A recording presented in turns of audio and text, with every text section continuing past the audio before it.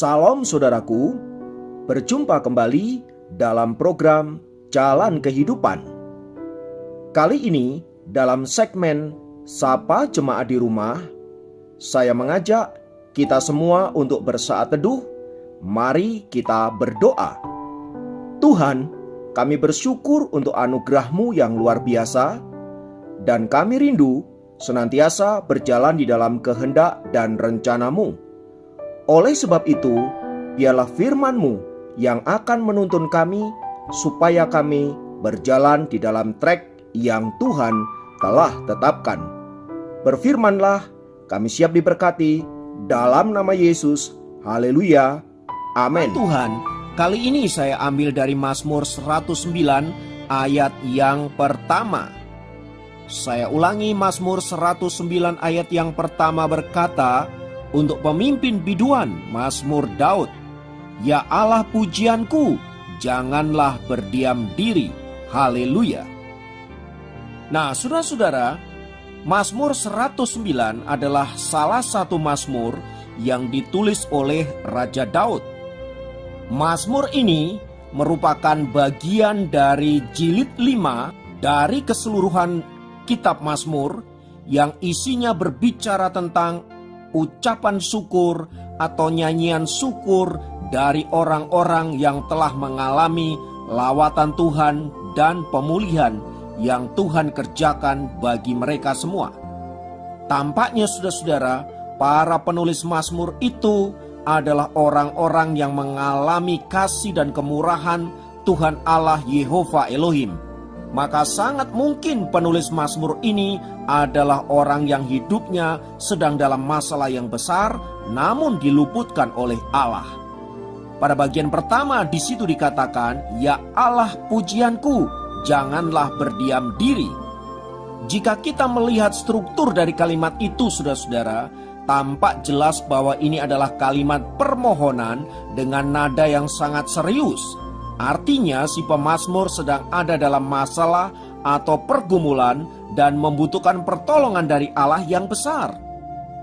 Pergumulan itu tampaknya begitu serius sehingga pemazmur memohon kepada Allah untuk mengutuk orang-orang yang telah berbuat jahat kepada dirinya, yakni mereka yang tidak tahu diri yang membalas kebaikannya justru dengan kejahatan.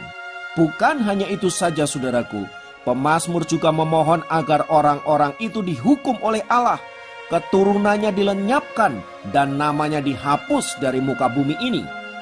Semua itu karena kejahatan yang begitu rupa sehingga mereka tidak layak untuk mendapatkan pengampunan dari Allah.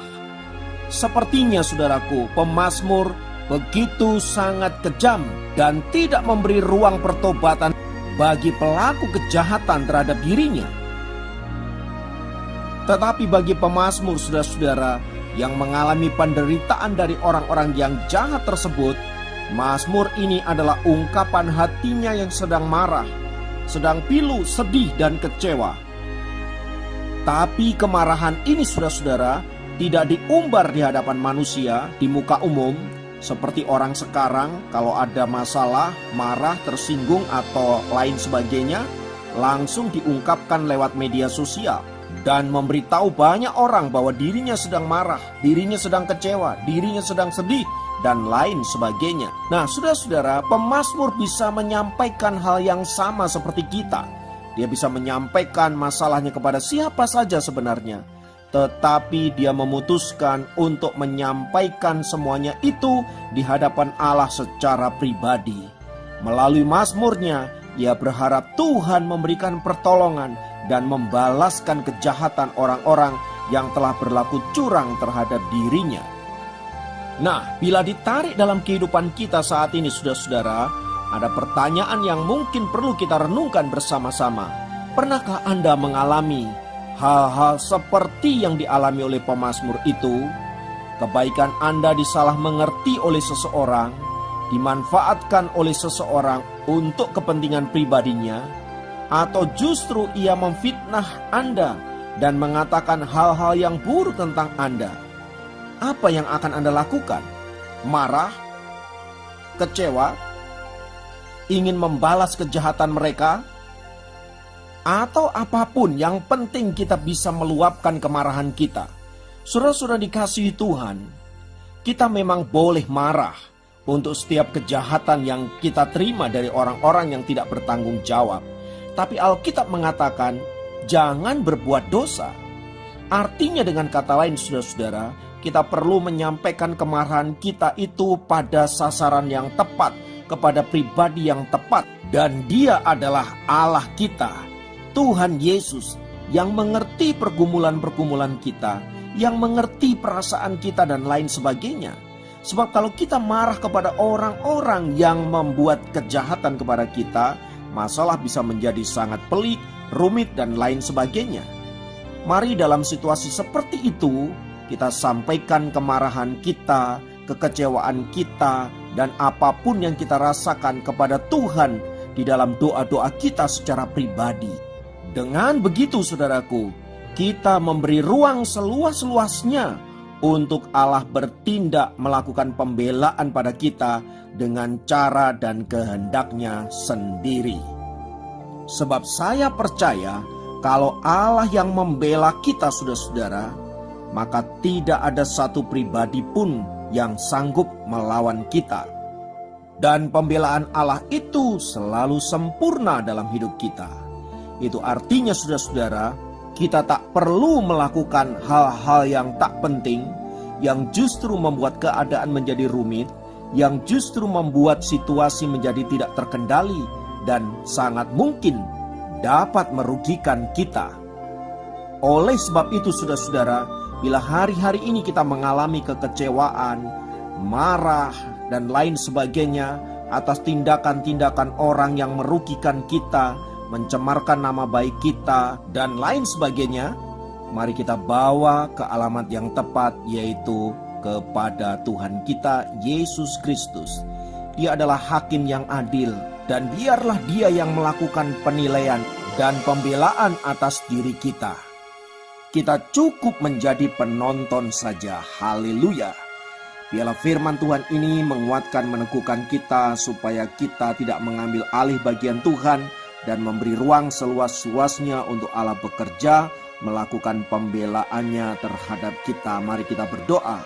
Bapa, dalam nama Yesus, dalam hidup ini seringkali kami menghadapi hal-hal yang mengecewakan, hal-hal yang membuat kami merasa dikhianati, dilecehkan, direndahkan, bahkan nama baik kami dicemarkan. Namun demikian, kami tidak mau membela diri kami sedemikian rupa, tetapi menyerahkan semuanya itu hanya ke dalam tangan kasih-Mu, karena kami tahu Engkau Allah berkuasa melakukan segala sesuatu, dan Engkau juga berkuasa untuk membela orang-orang lemah, orang-orang yang tidak berdaya. Terima kasih Tuhan, kami meletakkan harapan kami kepadamu dan bertindaklah demi nama-Mu sendiri. Terpujilah nama Tuhan kekal selama-lamanya. Dalam nama Yesus kami berdoa.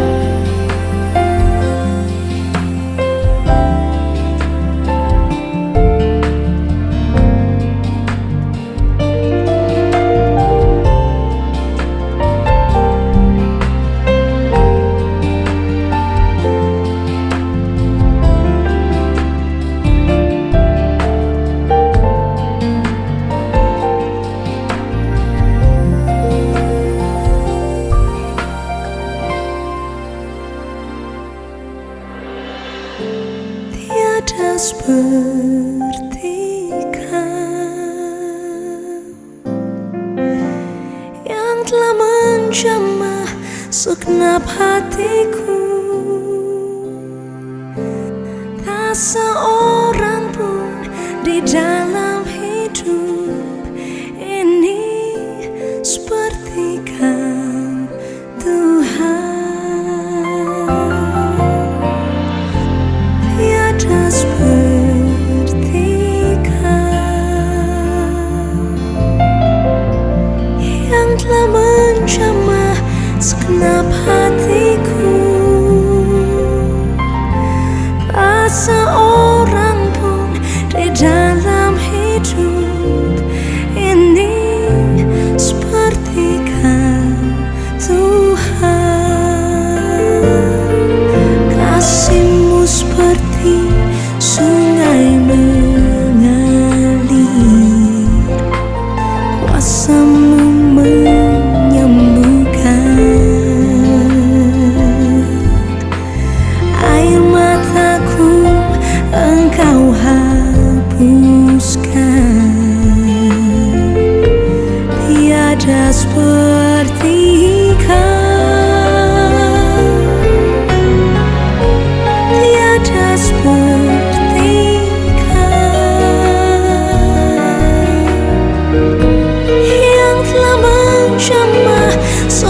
segenap hatiku. Tak seorang